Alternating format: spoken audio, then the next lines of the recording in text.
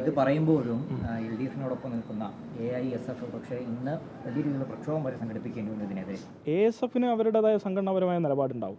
അവർക്കത് ഞങ്ങൾ എടുക്കുന്ന നിലപാടും അവരെടുക്കുന്ന നിലപാടും വ്യത്യസ്ത ഘട്ടങ്ങളിൽ ഓരോ കാര്യങ്ങളും വ്യത്യസ്ത നിലപാടുകൾ ഉണ്ടായിട്ടുണ്ട്. ഞങ്ങൾ മുഖ്യധാര ഇടതുപക്ഷ വിദ്യാർത്ഥി സംഘടനകൾ എന്ന നിലയിൽ ഞങ്ങളുടെ രാഷ്ട്രീയ പരിപാടി വിശദീകരിക്കുന്നു, അവരുടെ രാഷ്ട്രീയ പരിപാടി വിശദീകരിക്കുന്നു. രണ്ടും രണ്ടാണ്. അതിന് ആ നിലയിൽ തന്നെ കാണുന്നു. അവർക്ക് അവരുടെ സംഘടനാപരമായിട്ടുള്ള തീരുമാനങ്ങൾ എടുക്കാനും അതിൽ അഭിപ്രായം പറയാനും അവകാശമുണ്ട്. അത് ആ നിലയിൽ കാണുന്നില്ല.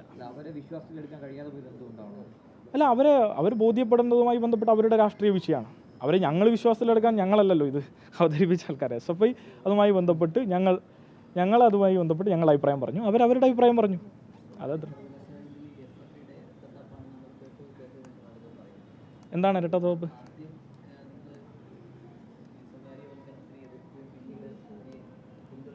ഞങ്ങൾ എല്ലാ കാലത്തും സ്വകാര്യവൽക്കരണത്തിനെതിരാണ്, ഇപ്പോഴും എതിരാണ്. ആര് പറഞ്ഞു ഞങ്ങൾ അതിനെ എതിർക്കുന്നില്ല? സ്വകാര്യവൽക്കരണം, വിദ്യാഭ്യാസത്തിൻ്റെ പൂർണ്ണ സ്വകാര്യവൽക്കരണം ഞങ്ങളുടെ പ്രഖ്യാപിത നിലപാട് അതിനെതിരെ തന്നെയാണ്. എന്താ വിഷയം? അപ്പോൾ നമ്മൾ അതിൻ്റെ കോറിലേക്ക് പോകണം. കോറ് നിൽക്കുന്നത് പുതിയ ദേശീയ വിദ്യാഭ്യാസ നയമാണ്.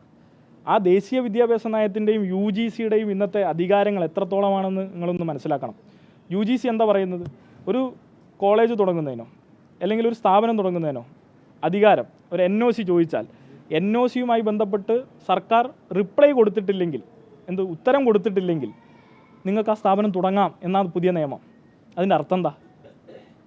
അപ്പോൾ നമ്മൾ ഫെഡറൽ തത്വങ്ങളെക്കുറിച്ച് കൂടി അതിൻ്റെ അകത്ത് നിങ്ങളിത് പറയുമ്പോൾ ഫെഡറൽ തത്വങ്ങളും സംഘപരിവാർ നടപ്പിലാക്കിക്കൊണ്ടിരിക്കുന്ന ഫാസിസ്റ്റ് വൽക്കരണത്തിൻ്റെ ഭാഗമായി ഫെഡറൽ തത്വങ്ങളിൽ ഇന്നിപ്പോൾ കൺകറന്റ് ലിസ്റ്റിൽ ഉൾപ്പെടുന്ന വിദ്യാഭ്യാസത്തിലേക്ക് കടന്നു കയറാൻ ശ്രമിക്കുന്ന അവരുടെ നിലപാടും കൂടി മനസ്സിലാക്കണം.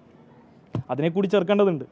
അതിനെക്കൂടി ചേർക്കുന്നതിൻ്റെ ഭാഗമായിട്ടാണ് ഇത്തരം നിലപാടുകളും ഇത്തരം തീരുമാനങ്ങൾ എടുക്കേണ്ടി വന്നത്. ഇപ്പോൾ നിങ്ങൾ പറയുന്നു NEP, ഇപ്പോൾ FIUGP സംസ്ഥാനത്ത് നടപ്പിലാക്കപ്പെട്ടല്ലോ. എൻട്രി എക്സിറ്റ് ഇല്ലാതെയാണ് നടപ്പിലാക്കുന്നത്. അല്ല, ഞങ്ങൾ പറഞ്ഞല്ലോ സ്വകാര്യ സർവകലാശാലയുമായി ബന്ധപ്പെട്ട് ഞങ്ങളുടെ അഭിപ്രായം ഞങ്ങൾ കൃത്യമായി പറഞ്ഞു. അതിൽ സാമൂഹ്യ നിയന്ത്രണം ഉണ്ടാകണം.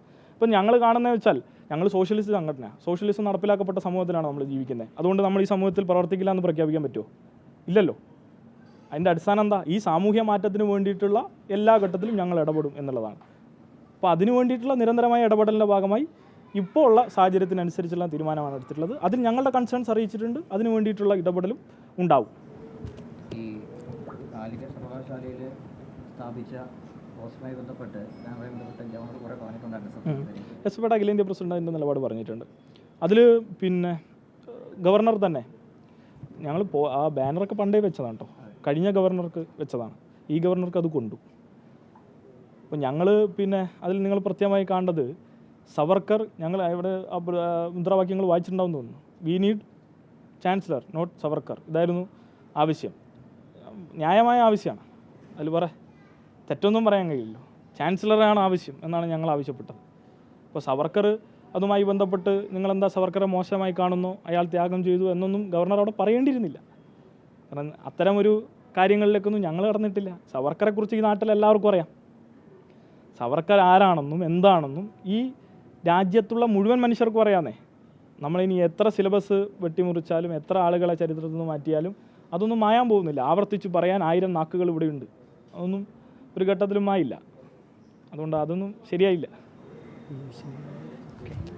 ഇതൊന്ന് പൊതുസമൂഹത്തിൻ്റെ മുന്നായി ചർച്ച ചെയ്യുന്ന നില ഉണ്ടാവണം എന്നാണ് പറയാനുള്ളത്. നിങ്ങളിപ്പോൾ സ്വകാര്യ സർവകലാശാലയും മറ്റിലൊക്കെ പോകുമ്പോഴും ഞങ്ങൾ ഇവിടെ മുന്നോട്ട് വെച്ച ഇപ്പോൾ SFIയുടെ പ്രസ്ഥാനത്തെയുമായി ബന്ധപ്പെട്ട് SFIയുടെ ഏതെങ്കിലും ഒരു യൂണിറ്റിലാണ് ഇത് സംഭവിച്ചതെങ്കിൽ കേരളത്തിൽ ഉണ്ടാകുന്ന പുകിലിനെ കുറിച്ച് നമ്മളൊന്ന് ആലോചിച്ചിട്ട് വേണം ഇത്തരം കാര്യങ്ങൾ എന്നും കൂടി ഞാൻ നിങ്ങളെ ഓർമ്മിപ്പിക്കാം. എല്ലാ ചാനലിലും അതായിരിക്കും ചർച്ച.